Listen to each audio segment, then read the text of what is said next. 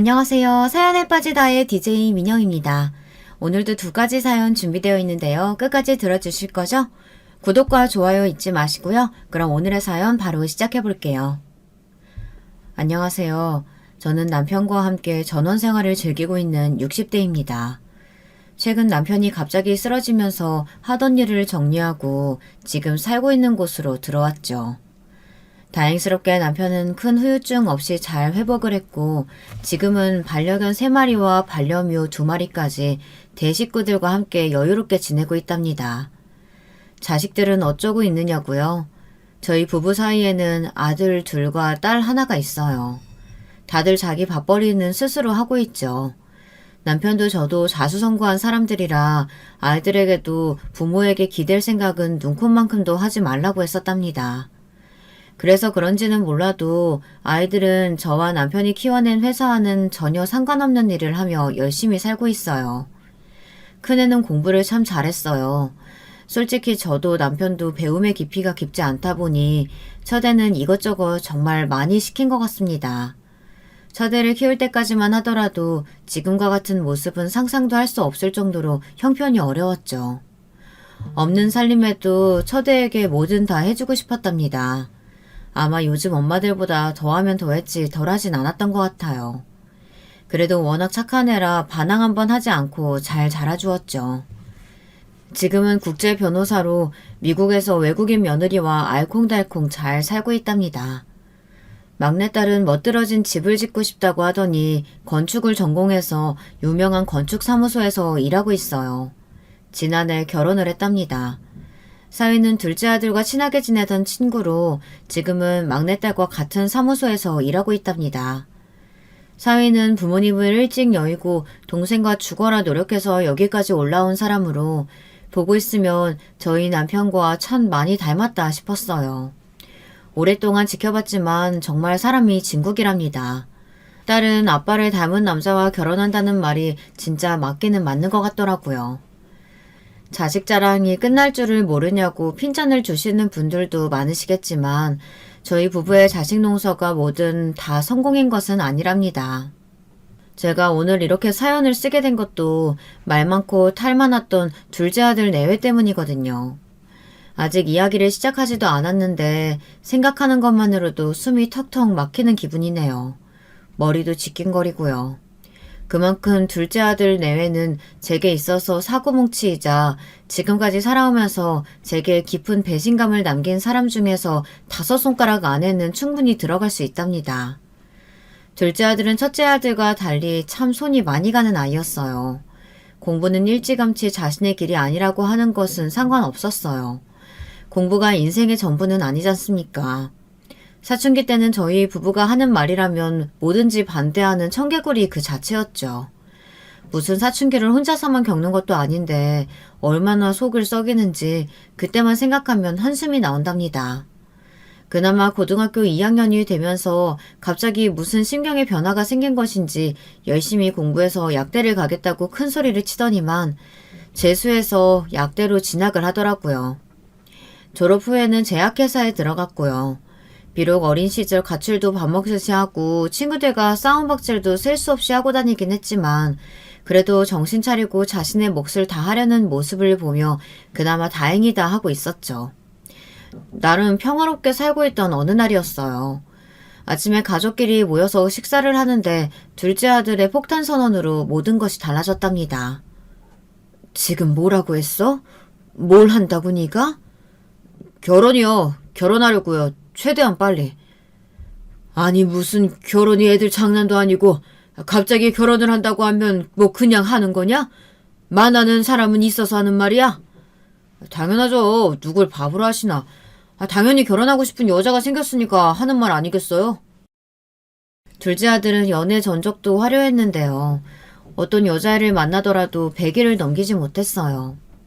금방 사랑에 빠지는 편이기도 했지만 매번 여자친구와 결혼하겠다고 말하고는 언제 그런 일이 있었냐는 듯이 넘어가다 보니 남편도 저도 쉽게 믿을 수가 없었죠. 이번에도 그냥 저러다 말겠지 싶었답니다. 그런데 둘째 아들이 지금까지와는 전혀 다르다고 정색을 하며 여자친구를 소개시켜주겠다고 말했어요.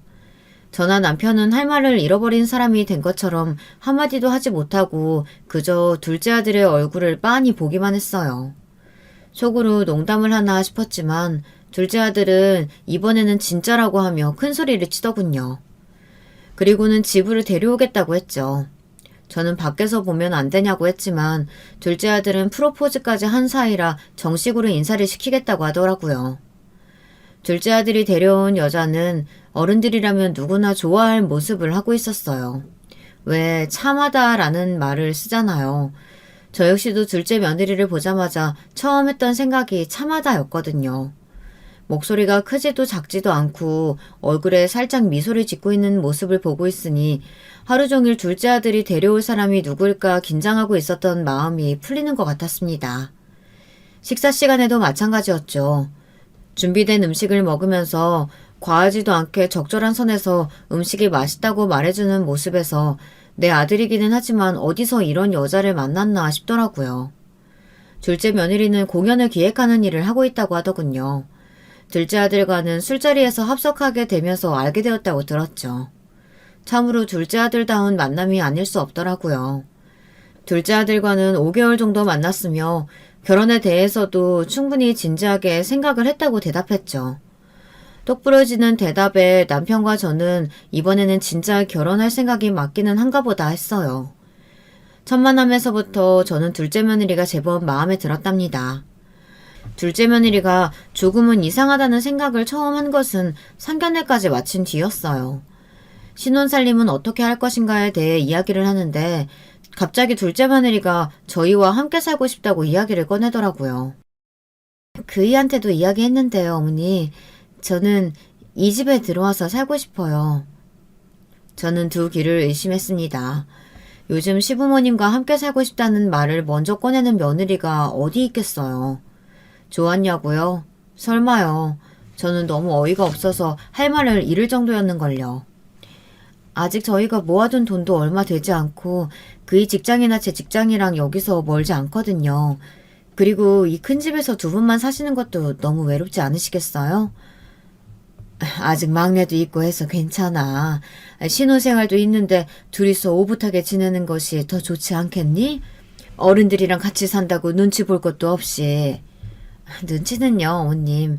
어머님, 아버님이랑 함께 살면 더 좋죠. 아직 제가 미숙한 것들이 많아요. 가르쳐 주시면 열심히 배울게요. 저희 부부는 아이들이 다 독립하고 나면 지금의 집을 팔고 한적한 곳으로 이사를 가서 봉사활동을 하면서 여유로운 노후를 즐길 계획이었거든요. 식구가 늘어날 것이라고는 생각하지 못했죠.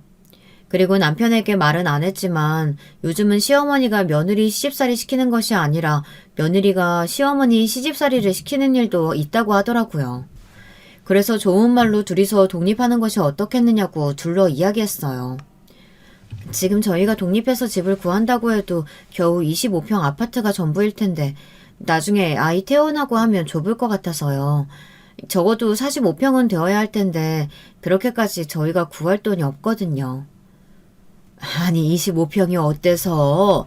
그 정도면 둘이 살기에는 충분히 넓고 아이가 태어난다고 해도 방이 3개는 되는데 못 키울 게 뭐가 있겠어. 어머님 그렇게 좁아 터진 곳에서 어떻게 살아요. 45평은 되어야 사람 사는 느낌이 들죠.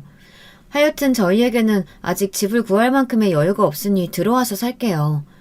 아니면 어머님께서 해주시려고요? 아파트?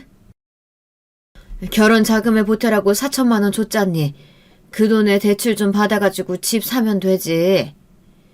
저는 당시에 아이들 결혼할 때마다 결혼 자금을 4천만 원을 보태면서 알아서 쓰라고 했었거든요. 첫째도 그렇게 했고 막내도 마찬가지였답니다. 본인들이 얼마만큼이나 모았는지는 모르지만 4천만 원이 더 생겼으니 충분하다고 생각했고요. 그런데 둘째 며느리에게 4천만 원은 그리 성에 차는 금액이 아니었던 모양이었어요. 그 이야기를 꺼내니 얼굴색이 확 변하고는 입을 삐쭉 내밀더라고요. 네, 그이한테서 받았어요. 그 돈은 저희 결혼 비용으로 쓰기로 했고요. 그나저나 어머님, 저희 들어와서 살기로 그이랑 이야기 다 끝냈으니까 어머님께서도 저 너무 싫어하지 마시고 받아주시면 안 돼요? 내가 널 싫어한다니. 그게 무슨 말도 안 되는 소리야.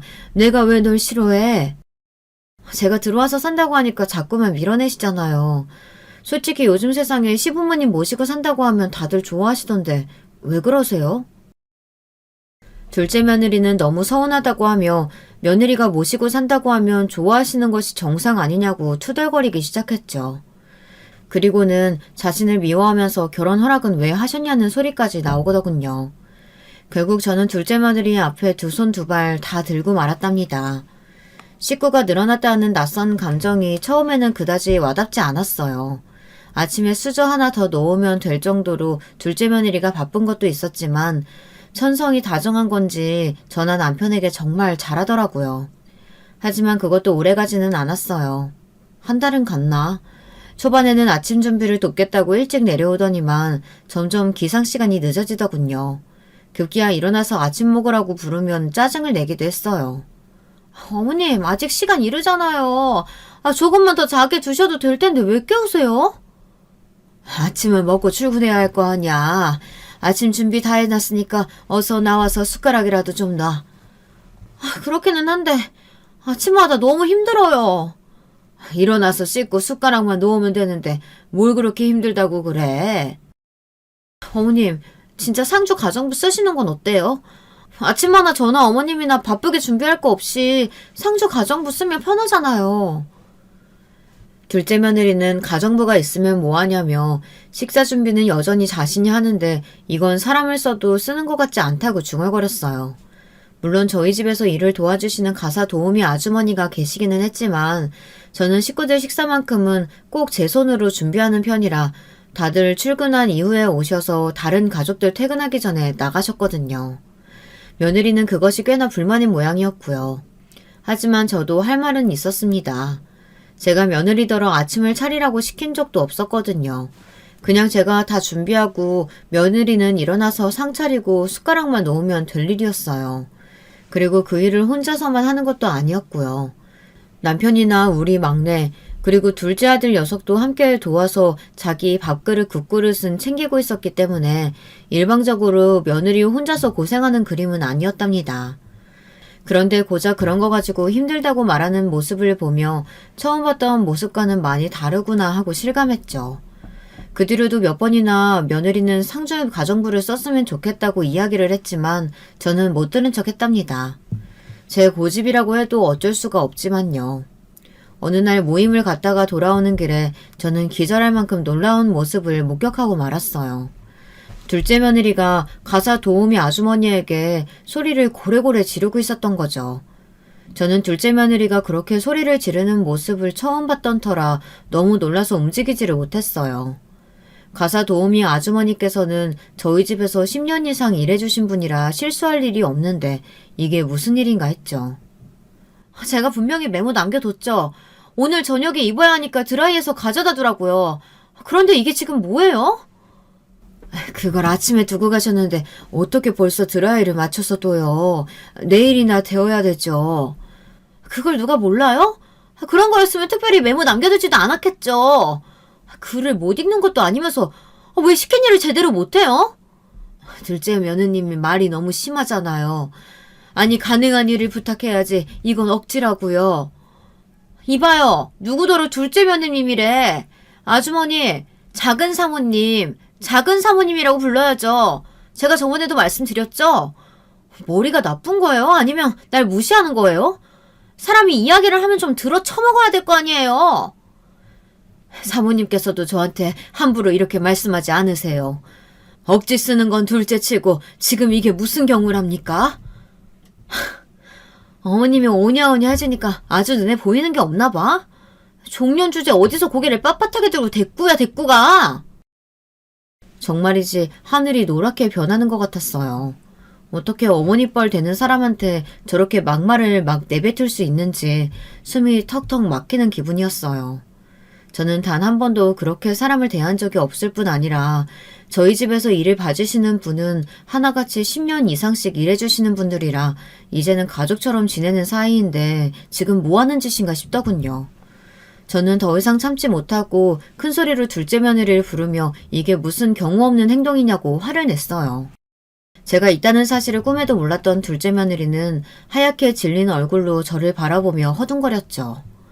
저는 가사도우미 아주머니에게 먼저 사과를 드렸어요.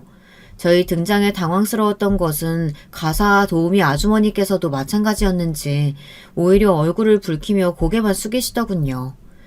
저는 오늘 이런 일이 벌어지게 된 것에 대해 제가 며느리를 잘못 가르쳤다며 거듭 사과드리고는 충격받으셨을 텐데 일찍 들어가 쉬시라고 말씀드렸어요. 그렇게 가사 도우미 분을 보내고 나서야 저는 둘째 며느리와 눈을 마주했습니다.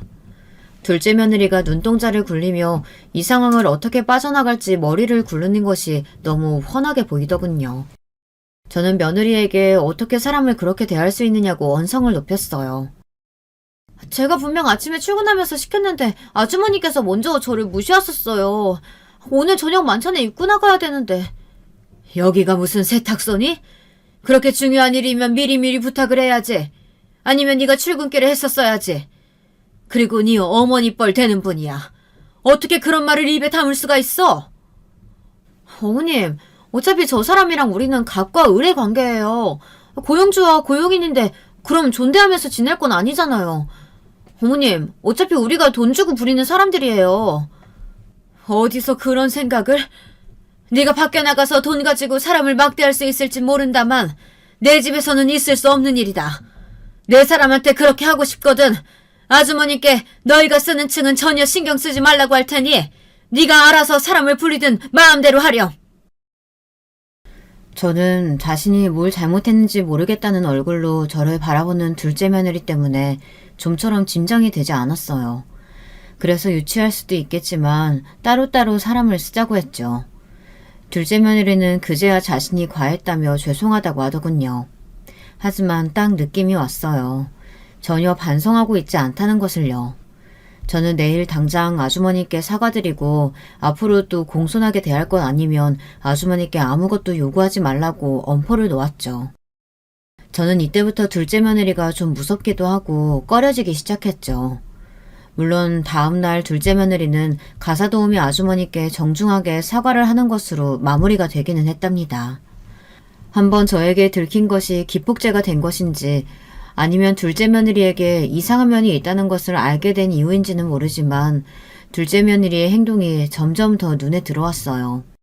한 번은 막내딸 결혼을 앞두고 예물을 보러 가기로 한 날이었어요. 저는 막내딸과 사위 둘이서 고르면 될 일을 가지고 뭘 나까지 부르느냐고 한 소리 하기는 했지만 내심 기분은 좋더라고요. 요즘은 당사자들이 다 알아서 한다고 하지만 그래도 부모된 마음으로 어떻게 진행되어 가는지 궁금하기도 하잖아요. 그런데 도통 말을 안 해주니까 알 길이 없어 답답했는데 이렇게 예물을 같이 보러 가자고 하니 반가웠죠. 그런데 둘째 며느리가 자신도 따라가면 안 되느냐고 묻더군요. 막내딸은 상관없다고 했지만 저는 내심 좀 찝찝했어요. 보석상에 도착한 저희 모녀는 예물로 할 반지와 시계를 보면서 신중하게 고르고 있었어요. 막내딸은 반지는 심플한 것으로 하겠다고 했지만 그래도 결혼반지는 결혼반지다워야 하는 건 아니겠나 싶은 마음에 여러 가지 껴보며 이야기를 나누는데 둘째 며느리가 보이질 않더군요. 어디를 갔나 했더니만 구석에서 자기 혼자 뭘 열심히 보고 있었어요. 저는 그러는가 보다 하고 막내딸에게 그나마 가장 무난하면서도 끼고 다닐 때 전혀 불편함이 없어 보이는 반지를 골라 손에 끼워주고 있었죠. 그때였어요. 분명 혼자서 보석을 구경하고 있었던 둘째 며느리가 쓱 고개를 내밀더니 한마디 거들었죠. 그건 결혼반지가 아니죠, 어머님. 적어도 다이아가 크게 박혀있어야 결혼반지다운데 그건 무슨 장난감 같잖아요. 여기 이 주변으로 다이아가 촘촘하게 박혀있는 올해 첫 출시된 라인입니다. 올해 나왔든 작년에 나왔든 무슨 상관이에요. 아가씨, 이 반지 너무 없어 보여요. 아니, 결혼반지라면서요. 이때 아니면 언제 알이 큰 반지 받아보겠어요? 이왕이면 큰 알 박혀있는 걸로 해요. 언니 의견은 고마운데 일하다 보면 너무 알이 큰 반지는 불편하더라고요. 결혼 반지는 늘 끼고 있잖아요. 이럴 때 불편하면 뺐다 꼈다 해야 하는데 차라리 끼고 다니기 쉬운 걸로 할래요. 그리고 우리가 계획 잡은 예산에 너무 알이 큰 반지는 무리예요. 막내딸은 방긋 웃으며 제가 끼워준 반지가 마음에 든다고 말했어요. 둘째 며느리는 그런 막내딸을 보며 혀를 차더니만 가게에 있는 점원들까지 깜짝 놀랄 만한 말을 생각 없이 내뱉었어요. 아가씨, 남자 쪽이 이 정도도 해줄 수 없다면 결혼 다시 생각해보는 거 어때요? 아가씨 정도의 조건이면 더 좋은 사람들 넘치게 만날 텐데. 아가씨가 너무 아깝잖아요. 아니, 결혼 준비하면서 예산이 어쩌고저쩌고 할 정도로 힘든 상황이면 결혼해서도 마찬가지 아니겠어요? 언니, 말은 좀 가려서 해요. 내가 이런 말까지는 안 하려고 했는데 언니는 시집 올 때 뭘 해가지고 왔다고 그런 말을 해요? 둘째 오빠야말로 우리 엄마가 결혼하는데 보태라고 준 돈으로 했으면서 이렇게 큰 소리 칠 거 있어요? 아가씨, 갑자기 그 이야기가 여기서 왜 나와요? 저는 그저 아가씨가 걱정돼서. 그러니까 그 걱정 과하고 쓸데없으니까 넣어두시라고요. 우리가 알아서 할 테니까 감나라 배나라 하실 필요 없다는 말이에요. 막내딸의 일침에 둘째 며느리 얼굴이 금방이라도 터질 것처럼 붉게 물들더니 급한 일이 있다고 먼저 가보겠다고 하고는 쏜살같이 사라졌죠. 저는 막내딸에게 말이 너무 심한 건 아니냐고 했지만 막내딸은 어깨를 으쓱이며 둘째 며느리가 점점 본성을 드러내는 것 같다고 말했어요. 저 역시 그런 모습을 직접 눈으로 봤기 때문에 부정할 수 없었죠. 그날 이후로 둘째 며느리가 가장 꺼려하는 사람은 막내딸이 되었답니다. 막내딸까지 결혼해서 독립해 나가자 큰 집에는 저희 부부와 둘째 아들 내외만 남게 되었어요. 그때부터 둘째 며느리는 집에서 점점 큰 소리를 내기 시작했죠. 분명 가사 도우미 아주머니께 정중하게 대하라고 경고했음에도 불구하고 제대로 일을 하는 것이 없다며 큰 소리로 아주머니에게 화를 내는 모습도 종종 보였습니다. 처음에는 제 눈치를 보는 것 같더니만 이제는 제가 있어도 화를 내더군요. 그나마 예전처럼 막말을 하는 것은 아니었지만 그래도 여전히 아랫사람 대하듯 행동한다는 느낌은 지울 수가 없었어요. 둘째 며느리의 행동은 거기가 끝이 아니었어요. 이번에는 운전을 해주시는 백 기사님께 도가 지나칠 정도로 짜증을 내더군요. 아저씨, 제가 아침에 바쁘니까 일찍 와서 기다리고 있으라고 했죠. 제가 나왔을 때 문 앞에 대기하라고 몇 번을 말해요. 회장님께서 급하게 나가실 일이 있다고 하셔서 모시고 온다고 늦었습니다. 우리 아버님 핑계대면 다 넘어갈 줄 아는데 이런 식으로 하면 기사도 확 바꿔버릴 줄 아세요? 당신 같은 늙은이보단 젊은 사람이 행동도 빨라서 아버님도 좋아하실걸요? 둘째 며느리의 말에 백 기사님께서는 진심으로 운전을 그만두실 생각도 하셨다고 했죠. 그만두겠다고 하셨을 때 남편이 얼마나 둘째 며느리에게 화를 냈는지 몰라요. 어디서 자기 사람에게 그만두라 마라 이야기를 하느냐고 말이죠. 둘째 며느리는 남편이 그렇게 화를 낼 거라고는 생각하지 못했는지 그 다음부터는 가사 도우미 아주머니께도 백 기사님께도 행동을 조심하더군요. 제가 둘째 며느리를 이대로 두면 안 되겠다고 다짐했던 것은 가족 모임에서의 일 때문이었어요. 그날은 미국에 있던 큰아들 내외가 휴가차 귀국을 한 날이었죠. 오랜만에 모든 식구들이 한자리에 모인 것을 기념하고자 근사한 곳을 빌려서 식사를 하고자 약속을 했습니다. 1년에 몇 번 못 보는 큰아들 내외는 물론 화상전화로만 인사를 나누었던 첫 손주를 직접 만난다는 생각에 무척 떨리는 마음이었답니다. 그런 제 모습이 둘째 며느리에게는 좀 유별나게 보였던 모양이에요. 둘째 며느리는 그렇게 좋으시냐고 묻더니 제가 너무 큰아들 내외를 반기는 것 같아 서운한 마음이 든다고 하더라고요. 저는 멀리 떨어져 있으니 반가운 것이 당연하지 않겠느냐고 했지만 둘째 며느리는 입을 삐죽거리며 시부모님을 모시고 사는 자식은 자기들인데 너무하다고 했죠. 모시고 산다니. 나는 분명 처음부터 독립하라고 했는데 들어와서 산다고 했던 쪽은 너희였다. 내가 너희더러 밥을 하라고 했니? 집안일을 시키길 했니? 모시고 산다는 말이 어딨어? 아니, 말이 그렇다는 거죠, 어머님. 그냥 말 실수한 거 가지고 왜 그렇게 예민하게 화를 내세요? 형님이셨으면 이렇게 말씀 안 하셨을 거면서. 둘째야, 내가 너한테 뭘 어떻게 했다고 그러니? 첫째가 귀국한 이후부터 지금 내가 무슨 말만 하면 너희한테는 그렇게 안 해준다는 말을 입에 달고 있는 이유가 뭐니? 어머님이 너무 형님만 좋아하시는 것 같아서 그러죠. 둘째 며느리는 끝까지 섭섭하다는 말을 멈추지 않았어요. 그리고 그 행동은 가족끼리 모인 장소에서도 마찬가지였죠. 큰며느리가 미국 사람이라 저와는 대화가 잘 통하지 않을 줄 알았어요. 저도 영어를 열심히 공부하기는 했지만 그렇게 잘하는 편이 아니었거든요. 그런데 기특하게도 매번 볼 때마다 한국어가 늘어서 오더니만 이제는 능숙하게 구사할 정도였죠.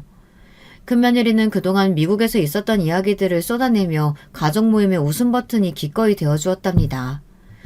그렇게 식사를 마치고 디저트를 기다리다 잠시 화장실에 갔는데요. 거기서 저는 충격적인 대화를 듣고 말았어요. 바로 큰며느리와 둘째 며느리의 대화였죠. 형님은 영영 미국에서 안 돌아오시는 거죠? 아예 아주버님더러 이민을 오라고 하지 그러세요? 이민은 무슨... 우리 3년 정도만 더 있다가 한국으로 들어올 생각인데 아이 키우기가 한국이 더 좋을 것 같아서 말이야. 한국을요? 설마 형님 본가로 들어오실 건 아니죠? 거기까지는 아직 생각 안 해봤어. 그이와 이야기해봐야지. 그 집은 제 거예요. 신발을 생각 조금도 하지 마세요. 둘째 며느리의 말에 문고리를 잡은 제 손에는 힘이 들어갔어요. 자기 집이라니... 멀쩡히 저희 부부 명의로 되어 있는 집이 왜 둘째 며느리 것인지 도통 이해가 되지 않았죠. 하지만 저의 이런 궁금증은 금방 해결되었어요. 그 집이 어떻게 동서 거야? 어머님이랑 아버님 집이지. 동서 혹시 지금 본가에서 사는 이유가 그 집 때문은 아니겠지? 왜 아니겠어요. 그 집은 꼭 저희가 받을 테니까 형님은 꿈에서라도 상상하지 마세요. 제가 그 집에서 왜 버티고 있는데. 듣고 있으니까 말이 좀 이상하네. 아니 근데 아직 두 분 정정하신데 누가 받는다 누구 거다 그런 이야기를 왜 하는 건지 난 모르겠다. 난 빼줘. 그런 이야기에 조금도 관심 없으니까. 큰며느리가 어이없다는 말투로 둘째 며느리에게 한마디 했죠. 그러자 둘째 며느리가 코웃음을 치며 누구를 가르치려고 하느냐고 정색을 하고는 소리를 높였어요. 하지만 그런 모습에도 큰며느리는 한마디 대꾸도 하지 않았죠. 저는 당장이라도 문을 박차고 들어가 물려줄 재산은 조금도 없으니 바라지 말라고 호통을 치고 싶었지만 그렇게 해서는 성에 차지 않을 것 같았어요. 그렇게 기쁘게 시작한 가족 모임은 제게 최악의 기억으로 남았죠. 집으로 돌아온 저는 남편에게 막내도 결혼했으니 우리가 초반 계획했던 대로 외곽 지역으로 이사를 가자고 말했어요. 남편 역시 원하던 일이라 뛸 듯이 기뻐하며 땅을 받은 곳이 있다고 의욕적으로 제게 설명했어요. 저는 남편이 골라둔 몇 군데 중에 그나마 교통편이 편리한 곳을 정해 막내에게 말해 집을 짓기로 했답니다. 그리고 그 사실을 저녁 식사 시간에 둘째 아들 내외에게 말했고요. 예상했던 대로 둘째 며느리가 충격을 받은 얼굴로 묻더군요. 어머님, 아버님, 이 집을 팔기로 했다뇨. 저희한테 어쩜 상의 한 번도 없이 그런 결정을 하실 수가 있어요? 여기는 우리 부부 명의로 된 집인데 우리가 너희한테 왜 얘기를 해야 하니? 둘째야, 우리가 너희한테 허락을 받았어야 하는 문제니? 입버릇처럼 막내 시집 가면 외곽으로 간다고 하셨잖아요. 새삼스럽게 무슨... 당신도... 내가 말했잖아. 우리 부모님 우리 다 독립시키고 나면 두 분이서 오붓하게 전원생활 즐기고 싶어 하신다고. 아니 그건... 하여튼 어머님, 저희는 어쩌라고 그렇게 결정하세요. 어쩌기는 집 구해서 독립하면 되지. 회사 근처 새로 분양하는 아파트도 많던데.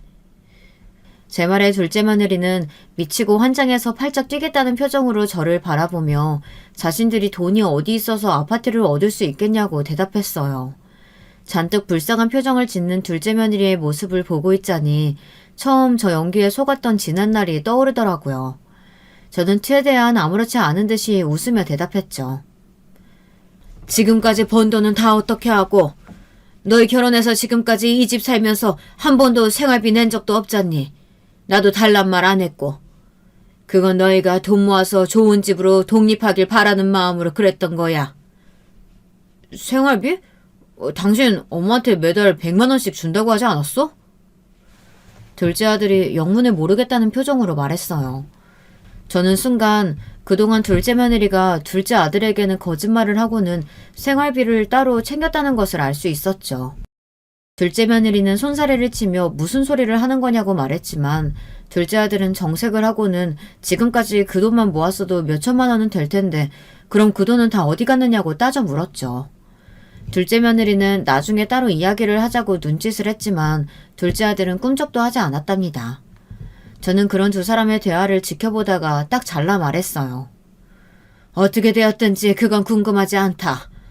너희도 빨리 좋은 집 구해서 나가 살아. 너희 나가는 대로 우리도 정리할 테니까. 어머님, 진짜 너무하세요. 지금까지 저희가 어머님 아버님이랑 함께 살았는데 하루아침에 내쫓으시는 법이 어디 있어요. 둘째야, 우리가 언제 쫓아냈다고 그러니? 당장 나가라는 말이 아니라 한두 달 사이에 정리하라는 말이지. 그리고 다시 말하지만 여기는 너희 시아버지랑 내 명의로 된 집이야. 이 집을 어떻게 할지는 우리가 결정하는 거란다. 둘째 며느리는 입을 뻥긋거리며 무언가를 말하려다가 금방 포기하고는 식사도 마치지 않고 위로 올라가 버렸어요. 둘째 아들은 그런 둘째 며느리의 마음은 알기나 하는지 전혀 신경 쓰이지 않는다는 얼굴로 새로 살 집은 정하셨느냐고 묻더군요. 하지만 하늘은 제 편이 아니었나 보더라고요. 그렇게 둘째 내외를 독립시킬 계획을 착착 진행하고 있는데 갑자기 생각지도 못한 일이 터져버렸답니다. 바로 둘째 며느리가 임신을 했다고 하더라고요. 임신이라니? 병원에서는 뭐라고 했어?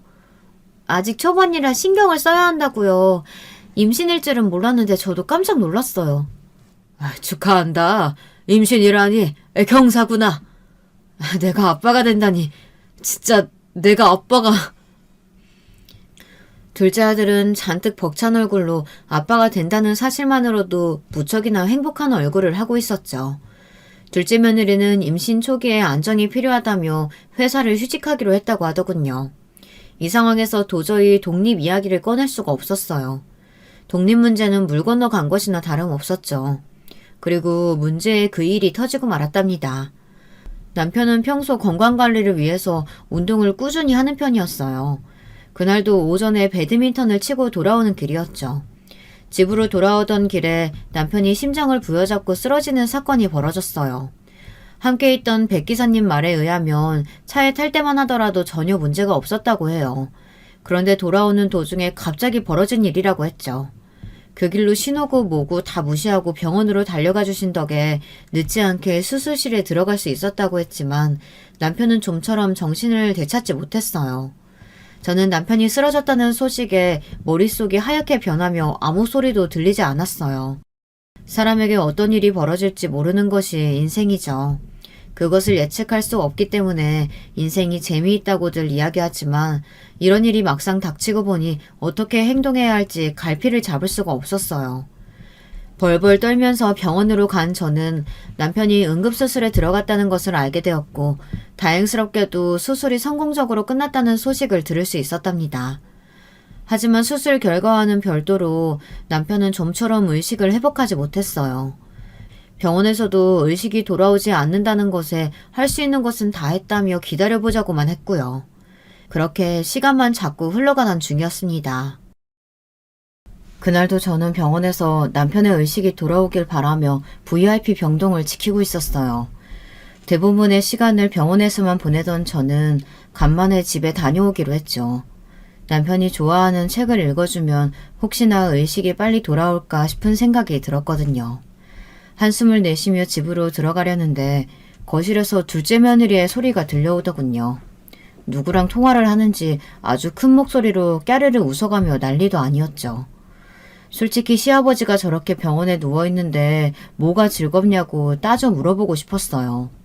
물론 둘째 며느리의 잘못도 아닌데 그런 생각을 한다는 것이 억지라는 것을 잘 알고 있었지만 당시에 저는 몸도 마음도 이미 지친 상태라 잔뜩 삐뚤어진 상태였죠. 한마디 하려던 그때 저는 너무나도 충격적인 대화에 몸을 부르르 떨 수밖에 없었습니다. 아버님? 그 영감탱이 아직 병원이지. 응, 아직이야. 응, 이대로 의식 안 돌아왔으면 좋겠어. 아, 엄마, 알아. 당연히 다른 사람들 앞에서는 입도 뻥끗 못하지. 응. 저는 온몸에 소름이 돋았어요. 아니 어떻게 저런 밝은 목소리로 시아버지가 깨어나질 않았으면 좋겠다는 소리를 할 수 있는지 믿기지가 않았죠. 하지만 이것이 끝이 아니더군요. 자그마치 재산이 200억이야, 엄마. 이 노친네가 가진 돈이 200억이라고. 아싸, 드디어 이 노친네 죽는다. 엄마 생각해봐. 그 영감탱이 죽으면 그 많은 재산이 다 어디로 가겠어? 당연히 재산은 어머니한테 가겠지. 엄마, 네 이야기 좀 들어보라니까? 다 생각이 있어. 그럼. 저는 당장이라도 뛰어들어가 둘째 며느리의 머리채를 휘어잡고 다 뜯어놓고 싶은 심정이었어요. 제가 비틀거리자 함께 들어왔던 백 기사님께서도 침통한 얼굴로 저를 부축하며 입술을 꾹 깨물고 계셨죠. 저는 점점 가빠오는 숨을 깊게 들여마셨다 내뱉으며 진정하려고 노력했어요. 하지만 좀처럼 마음대로 되지 않았죠. 그 와중에도 둘째 며느리의 통화는 계속되었어요. 유언장이야 손 보면 그만이지. 내가 이미 다 사람을 포섭해 뒀거든. 영감탱이 저지랄 하다 눈 감으면 내가 이미 오리해둔 변호사님이 유언장 싹 바꿔치기 하기로 했어. 아직 가짜 유언장이 완성되지 않아서 좀 기다려야 돼. 당장 죽을 것도 아닌데 뭐. 그리고 당장 죽는다고 해도 장례 절차가 있잖아 엄마. 그 절차 끝날 때까지는 시간 있으니까 그 사이에 해결 봐야지 뭐. 내가 말했지? 나만 믿으면 된다고? 이제 이 큰 집도 내 집이 된다고 생각하니까 너무 좋다. 이 맛에 그 인간이랑 결혼했지. 이혼? 당연하지. 내가 재산만 딱 챙기고 나면 그 인간이랑은 끝이야. 이미 내가 그 인간 쫓아낼 그림까지 다 그려뒀다는 거 아니야. 걱정 마. 엄마도 이제 이런 큰 집에서 사모님 소리 듣게 해줄 테니까. 저는 더 이상의 대화는 듣고 있을 수가 없었어요. 물론 이미 다리가 풀려져서 한 걸음 내딛는 것도 힘들었지만 백 기사님의 부축을 받으며 병원으로 돌아왔죠. 백 기사님은 혼자서 괜찮으시겠냐고 물었지만 저는 그런 백 기사님을 돌려보내고 남편과 단 둘이 남았답니다. 저는 남편의 마른 손을 붙들고 방금 있었던 일들을 하나도 빠짐없이 속삭였어요. 저는 절대 둘째 며느리를 용서할 수 없다고 말했죠. 그때였어요. 남편의 손이 미세하게나마 움직이는 것이 느껴졌죠. 저는 너무 놀라서 의사를 부를까 하다가 제가 혹시나 착각한 것은 아닐까 싶은 마음에 떨리는 마음으로 남편에게 제 손을 잡아보라고 말했어요.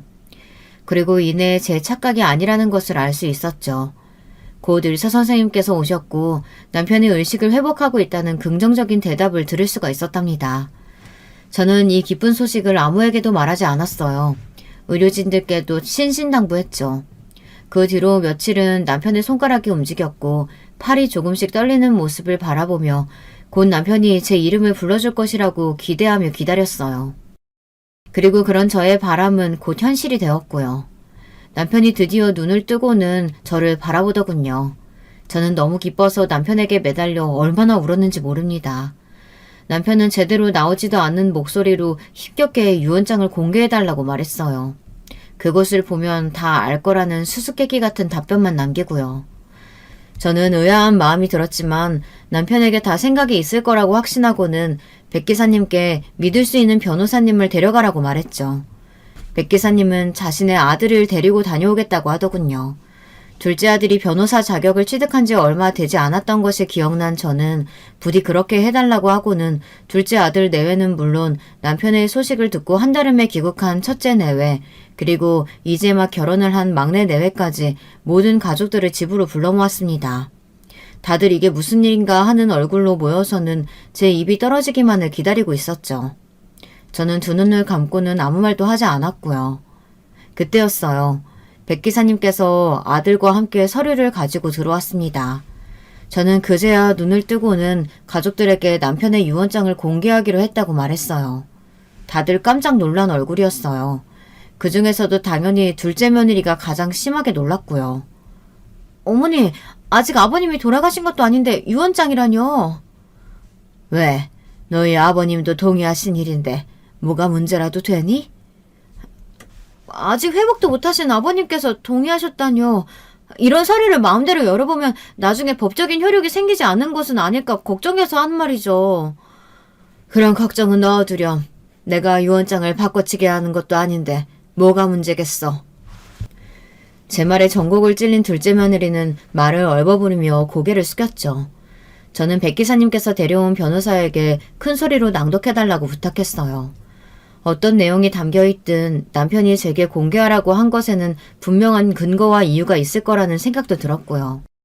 하지만 남편이 적어둔 유언장에는 제가 생각했던 것과는 전혀 다른 것이 담겨 있었어요. 그 내용에 저뿐만 아니라 모든 가족들이 충격을 받아 서로의 얼굴만 번갈아 바라보기만 했죠. 남편이 작성한 유언장은 고발문에 가까웠거든요. 당연 그 대상은 둘째 며느리였고요. 남편의 유언장에는 둘째가 그동안 빼돌린 생활비가 어떻게 쓰였는지에 대해 상세하게 서술되어 있었어요. 야근을 핑계로 드나들었던 호스트바는 물론 불법 도박까지 이 모든 사실을 어떻게 알았는지 혀를 내두를 정도였죠. 변호사의 낭독이 이어지면 이어질수록 둘째 며느리의 얼굴은 사색으로 변해가기만 했어요. 하지만 진정한 클라이맥스는 따로 있었죠. 아무도 예상할 수 없었던 일이었거든요. 유전자 검사가 가능한 시기가 되면 뱃속의 아이의 아버지가 진정 둘째 아들이 맞는지 확인하고 만약 그렇지 않은 경우에는 이혼을 요구한다. 그게 무슨 말도 안 되는 소리예요. 당연히 이 아이는 그의 아이죠. 어떻게 그런 의심을 하실 수가 있으세요? 네가 내 아들 외에도 여러 남자들 만나고 다녔다는 증거가 이렇게 가득한데 그 아이가 내 손주가 아닐 확률에 대해 당연히 생각해 볼 수 있는 것 아니겠니? 어머니, 제가 아무리 나쁜 짓을 해도 이렇게 저를 모욕하시면 안 되는 거예요. 생활비 빼돌린 것도 맞고 도박을 좀 한 것도 맞는데 아무리 그래도 이렇게 인간적으로 수치심을 주시면 안 되죠. 여보는 내 말 믿지? 어떻게 이 아이가 당신 아이가 아닐 수가 있겠어, 어? 그럼 검사해보면 알겠네. 검사해보면 당신 말이 맞는지 아닌지 알 수 있겠지. 당신 만약에 검사해보고 당신 아들이라고 나오면 그때는 어떻게 할 건데? 이렇게 나를 무시하고 짓밟은 대가 어떻게 지불할 거냐고! 둘째 며느리가 악을 쓰며 외쳤어요. 둘째 아들은 강하게 나오는 둘째 며느리 앞에서 움찔하더니 아무 말을 못하고 있었죠. 저는 만약 뱃속의 아이가 우리 핏줄이라면 둘째 며느리가 요구하는 것은 어떤 것이든 들어주겠다고 말했어요. 나름 파격적인 제안이었는데도 둘째 며느리는 아랫입술을 깨물며 불안해 보였죠. 저는 그 모습에서 정말 뱃속의 아이가 우리 핏줄이 아닐 수도 있겠구나 싶었답니다. 그때였어요. 가만히 서 있던 백 기사님께서 품에서 핸드폰을 꺼내더니 제게 건네주더라고요. 저는 이게 뭐냐고 물었죠. 백 기사님께서는 대답 대신 화면을 가볍게 터치만 하셨어요. 그리고 곧 핸드폰에서는 모인 사람들이 다들 얼어버릴 정도의 놀라운 사실이 둘째 며느리 목소리로 나오고 있었죠. 충격적인 이야기를 들었던 그날의 대화였어요. 깔깔거리며 말하는 둘째 며느리의 목소리에 잔뜩 굳은 얼굴로 다른 가족들이 둘째 며느리를 노려보기 시작했어요. 이런 것이 있을 것이라 상상하지 못했던 둘째 며느리가 몸을 날려 핸드폰을 회수하려고 했지만 어림도 없었죠. 그때였어요. 저도 듣질 못했던 이야기들이 술술 나오고 있더라고요. 아이는 뭐 어째, 키워야지. 엄마, 아니거든. 아이가 무슨 혹이야. 아이야말로 진정한 사랑의 결실인걸. 엄마 설마 아이가 이 집구석 핏줄이라고 생각하는 건 아니겠지? 설마. 그럴 리가 있겠어. 당연히 아니지. 아이는 내가 진짜 사랑하는 그 사람과 나 사이의 아이거든. 엄마가 반대만 안 했어도 나는 그 사람이랑. 아니다. 엄마가 반대한 덕분에 내가 한미천 단단히 챙길 수 있었다. 그렇게 보니까 엄마가 반대하길 잘했네. 그치? 둘째 며느리는 절대 자신이 말한 것이 아니라고 했지만 이미 엎어진 물이나 다름없었죠. 저와 가족들은 살기 어린 눈빛으로 둘째 며느리를 바라보았어요. 방금까지 기세등등하던 그 모습은 어디 가고 둘째 며느리는 온몸을 부들부들 떨며 뒷걸음질 치기 바빴죠. 이건 뭐 유전자 검사는 해볼 필요도 없겠는데 너는 도대체 내 아들을, 나를, 그리고 이 집안 사람들을 뭐라고 여긴 거니? 아무리 돈에 눈이 멀어도 그렇지 어떻게 인간으로 해야 할 일과 하지 말아야 할 일을 구별도 못할 수가 있느냐고. 어머니 제가 잘못했어요. 여보, 내가 잠깐 미쳤었나봐. 미안해. 한 번만 용서해주면 안 될까? 내가 이렇게 싹싹 빌게. 어머니, 제가 이렇게 빌게요. 바닥에 주저앉은 둘째 며느리가 손이 발이 되도록 빌기 시작했지만 그 누구도 둘째 며느리의 말에 반응을 보이지 않았어요. 오히려 둘째 며느리가 뻗은 손에 닿을까 몸을 비틀기까지 했죠. 둘째 며느리는 뿌리치는 둘째 아들의 바짓단을 붙들고는 한 번만 용서해달라고 울면서 빌었지만 둘째 아들의 얼굴에는 아무런 감정도 보이질 않았어요. 저는 그런 둘째 아들의 모습에 마음이 아팠습니다. 어쩌다 이런 인간을 만나 받지 않아도 될 상처까지 받았을까. 저는 사람을 불러 둘째 며느리를 밖으로 끌어내도록 시켰어요. 둘째 며느리는 이렇게 나갈 수 없다고 발버둥 쳤지만 우리 가족들 중 그 누구도 시선을 주지 않았죠. 저는 가사도우미 아주머니께 부탁해 둘째 며느리의 옷이며 화장품이며 손에 잡히는 대로 가방에 우겨넣은 채로 밖으로 쫓아냈어요. 둘째 아들은 그 와중에도 택시를 불러 둘째 며느리 친정 주소를 주더군요. 둘째 며느리는 절대 갈 수 없다고 소리소리 질렀지만 그렇게 저희 집에서 쫓겨났답니다. 둘째 아들 내외 사이에 남은 것은 이혼 소송장이 전부였어요. 합의 이혼을 생각했는데 둘째 며느리가 죽어도 이혼할 수 없다고 버티는 바람에 결국에는 소송으로 넘어갔죠. 남편이 유언장에 남겨둔 증거들이 도움이 되어 이혼에는 큰 무리 없이 정리가 될 것 같다고 하더군요. 깨어난 남편에게 어떻게 이 모든 사실들을 알았냐고 물었더니 남편은 우연한 기회에 호텔에서 남자와 나오는 둘째 며느리의 모습을 봤고 그 이후로 둘째 며느리에 대해 조사를 했다고 했어요. 둘째 아들은 그동안 며느리가 빼돌린 생활비는 물론 정신적인 피해 보상금으로 30억을 청구할 계획이라고 했습니다. 그리고 남편의 이름을 팔아서라도 둘째 며느리가 얼굴 들고 어깨에 발을 붙일 수 없도록 하겠다고 말했죠. 공연적 어깨가 생각보다 좁다고 하더라고요. 저 역시 인맥을 총동원하여 둘째 며느리가 두 번 다시 자신이 하던 일을 할 수 없도록 몇 가지 손을 써두었죠. 둘째 며느리는 위자료 이야기에 거품을 물고 난리를 쳤다고 해요. 자신이 피해를 준 건 얼마 되지도 않는데 돈독이 오른 우리 가족들이 자신을 말려 죽일 생각이라고 집 앞은 물론 둘째 아들의 회사까지 찾아가 소란을 일으켰다고 했죠. 사연을 듣고 계시는 분들 생각은 어떠신가요? 둘째 아들의 결정이 너무 과한가요? 고작 불륜에 다른 남자의 아이를 가졌을 뿐인데 과한 위자료라고 생각되시나요? 아니면 더 했어야 한다고 생각하시나요? 여러분들의 생각을 댓글로 남겨주세요. 저의 사연을 마지막까지 들어주셔서 정말 감사합니다. 여러분, 두 번째 사연 시작하기 전에 좋아요, 구독 꼭 눌러주실 거죠? 그럼 두 번째 사연 바로 시작합니다. 농업은 인류의 기원과 그 시작을 같이 하며 인류의 찬란한 문명의 기반에는 항상 이 농업이 함께했습니다. 농업은 과거로부터 앞으로의 미래까지 인류와 영원히 뗄래야 뗄 수 없는 국가와 인류의 강력한 경쟁력이 될 것입니다. 산업화를 넘어서 초고도 문명에 가까운 최첨단 기술이 하루가 다르게 발전하고 있는 이 지금에도 이 농업이 없다면 그러한 인류 문명의 초고도 발전은 아예 존재할 수가 없었겠지요. 갑자기 시작부터 뜬금없이 왜 이렇게 농업에 대해 찬양을 늘어놓느냐고요? 저는 오늘 평생을 열심히 농사만 지어서 남동생들 다 기르고 딸 자식 대학도 보내고 시집도 보낸 착하고 순수한 시골 아줌마인 우리 친정엄마 얘기를 하려고 합니다. 평생을 남 부끄럽지 않게 살아오셨고 누구보다 성실하게 일하셨던 우리 엄마가 시골에서 농사를 짓고 살아왔다는 이유만으로 시댁에 무시를 당한 일화가 있어서 그 얘기를 들려드리려고 해요. 저도 그 사실이 너무나 언짢고 불쾌해서 시작부터 농업에 대한 찬양을 마구 늘어놓은 것입니다. 세상 착하고 부지런한 시골 농부인 우리 엄마를 변호하려고요. 무슨 얘기인지 여러분도 궁금하신가요? 그럼 지금부터 얘기 시작할게요. 엄마는 한반도 남쪽 땅에 끝없는 평야가 펼쳐진 어느 시골 마을에서 대대로 분홍이었던 집안에서 태어나셨어요. 엄마의 할아버지 때까지만 해도 그 지역 논밭은 다 엄마네 집 소유였대요. 그런데 그런 증조할아버지가 돌아가시고 나서는 게을렀던 할아버지, 그러니까 엄마의 아버지가 평생을 놀고 먹으면서 대대로 쌓아오고 가까웠던 재산을 탕진하면서 사셨대요. 농사라고는 손에 대본 적도 없고 돈이 필요하면 뒷산 논밭 몇만 평 팔고 또 그 돈이 다 떨어지면 키우던 소 몇백 마리 팔고 그런 식으로 평생을 한량으로 사신 거죠. 엄마는 아주 어릴 적까지만 해도 증조할아버지가 남겨놓으신 재산이 좀 있어서 꽤 부유하게 살았던 기억이 있대요. 하지만 증조할아버지는 어느새 연로하셔서 돌아가시고 철이 들 무렵에는 이미 할아버지가 재산을 다 탕진하고 몇 마지기 땅만 남겨놓은 채로 그것으로 농사를 지어서 근근히 생활을 해야 했다고 해요.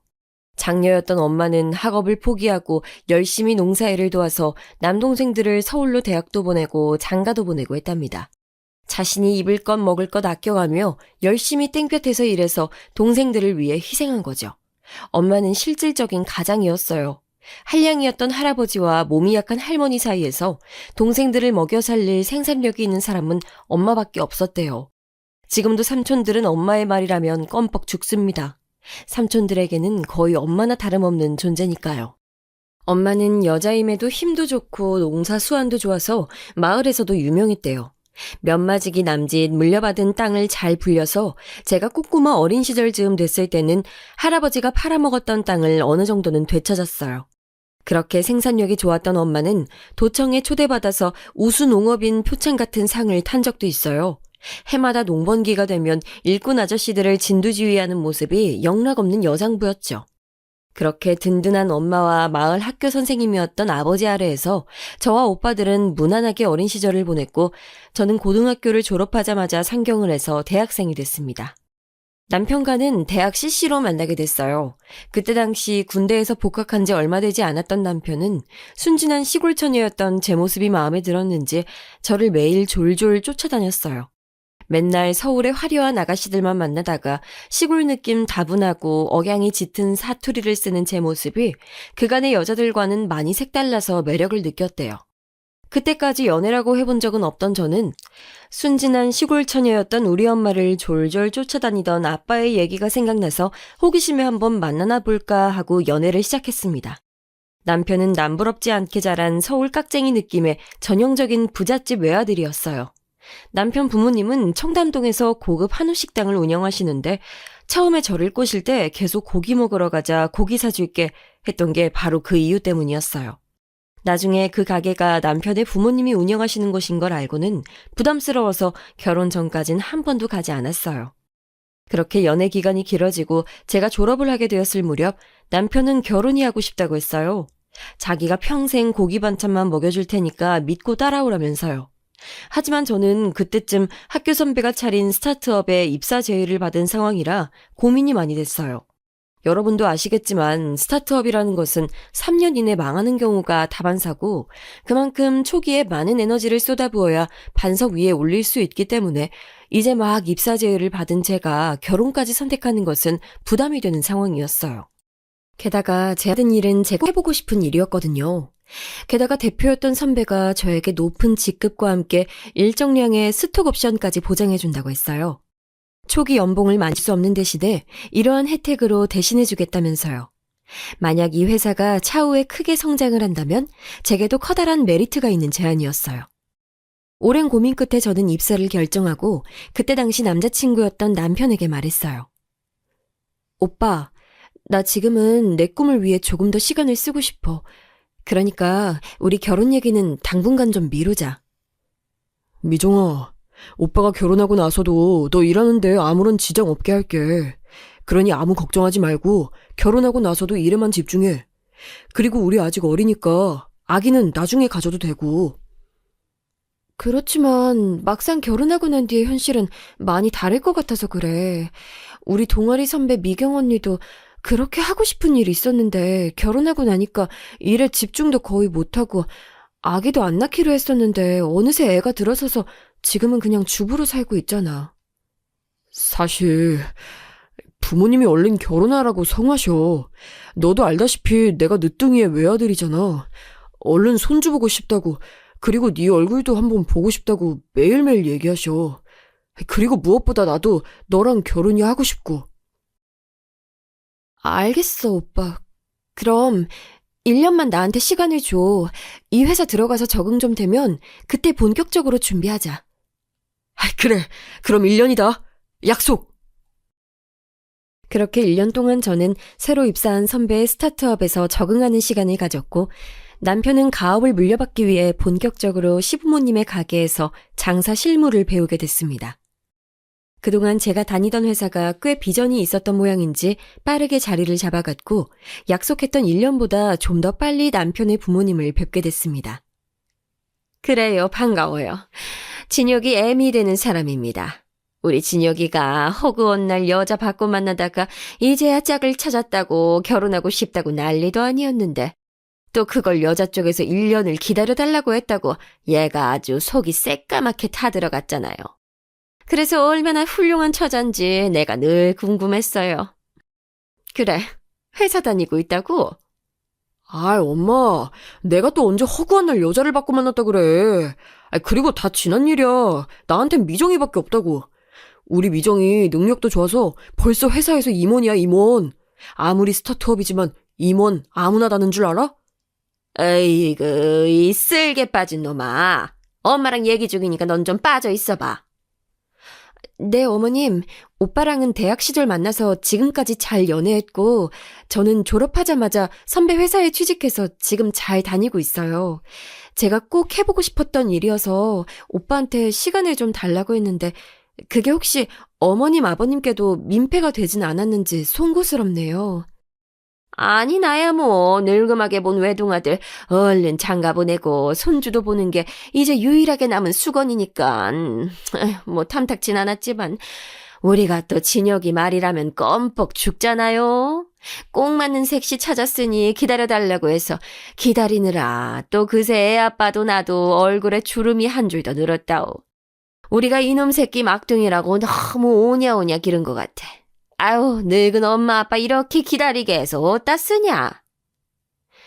내용은 아들을 탓하는 것 같지만 실상은 혼인을 지연시킨 저를 돌려서 원망하는 듯한 말투여서 조금 민망했습니다.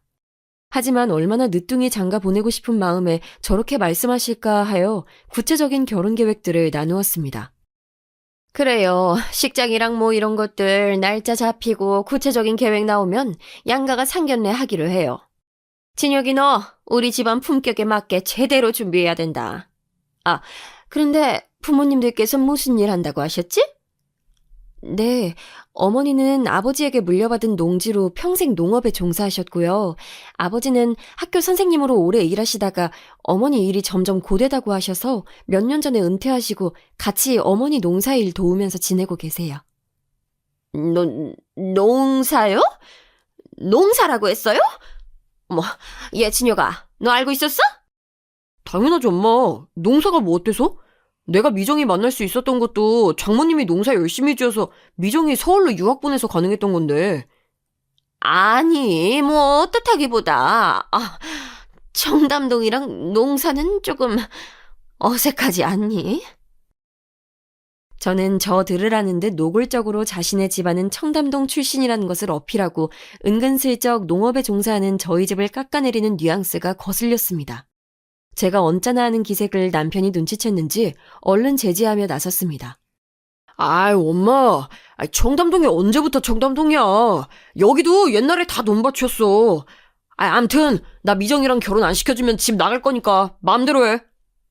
어이구, 너 때문에 내가 늙는다 늙어. 아무튼 자세한 건 상견례 때 다시 얘기하기로 해요. 남편이 중간에서 잘 말려주어 그날 처음 뵌 시부모님과의 자리는 그렇게 일단락되었으나 마음속에 찜찜함은 남겨둔 채로 집에 돌아왔습니다. 그래도 시댁 갈등에서 제일 중요한 것은 남편의 역할이라고 하던데 시부모님이 남편을 오냐오냐 키워서인지 적어도 결혼 생활 중에 남편이 휘둘리는 일은 없을 것 같아서 그것을 위안 삼았습니다. 그래, 결혼해도 나랑 오빠랑 사는 거지 시어머니 시아버지랑 사는 거 아니잖아. 나도 내 떳떳한 직업 있겠다. 오랫동안 나만 바라본 오빠 생각해서 더 이상 이 결혼은 미루지 말자. 그런 생각으로 우리는 본격적으로 결혼식을 준비했고 다행히 회사 일로 바쁜 저 대신 남편이 준비를 많이 도와줬습니다. 그렇게 구체적인 날짜가 잡히고 양가 부모님이 만나는 상견례 날이 다가왔습니다. 안녕하세요. 청담동에서 프리미엄 레스토랑 운영하고 있는 진혁이 엄마예요. 시골에서 올라오시느라 많이 힘드셨죠? 엄마마, 드디어 사부인을 뵙는구만이라.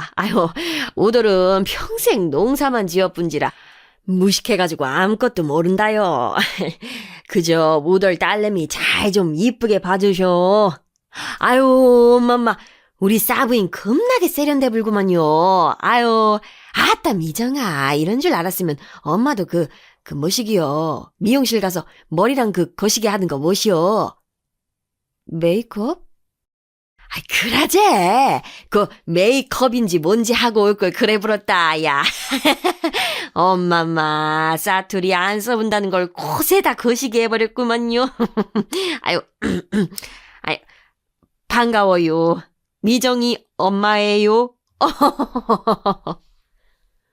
네, 아주 화끈하신 분이네요.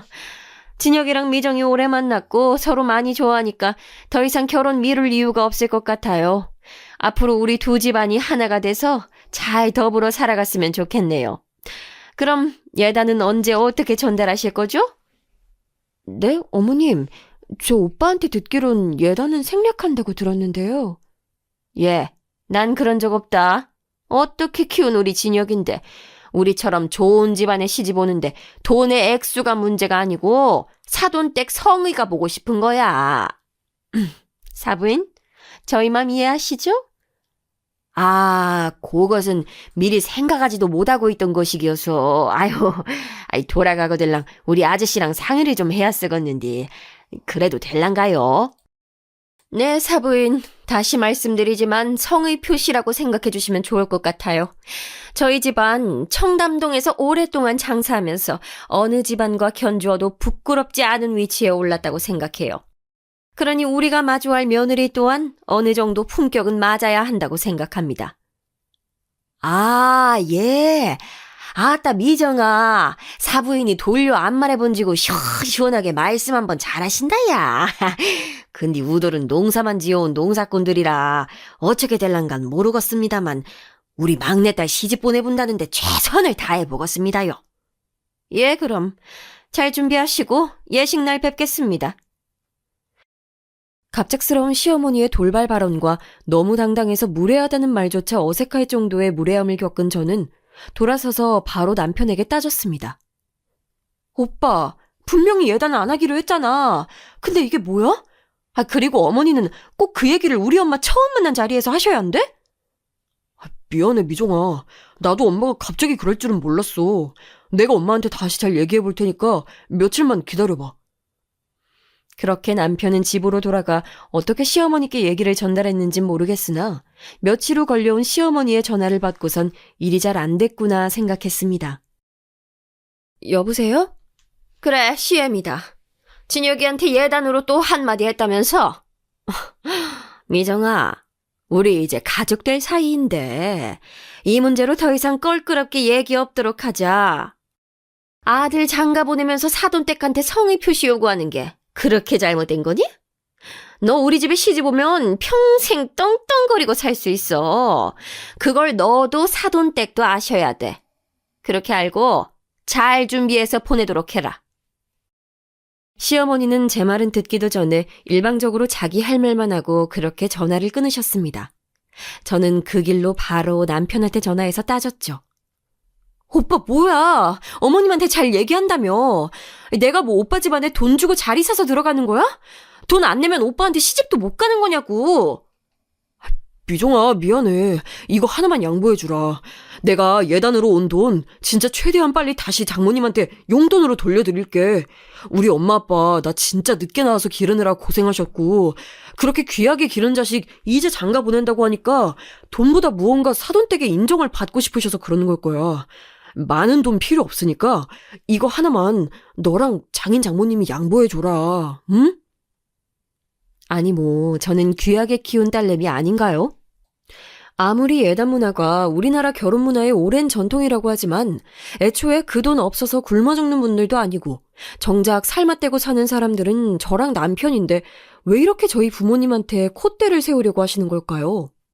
저는 정말 스트레스가 심했지만 이미 날도 잡고 상견례도 한 상황인데다가 남편이 예단으로 받은 돈은 금방 다시 사위 용돈이라며 엄마에게 돌려준다고 하니 그냥 결혼 절차 중 형식상 오가는 하나의 순서로 생각하자 하고 털어버리기로 했습니다. 그래도 엄마한테는 너무 미안해서 전화 한 통 드렸어요. 엄마, 나야. 오메, 시집 가느라 바빠 뒤져볼 것 같은 우리 딸이 어째 전화를 해버렸을까? 엄마, 미안해.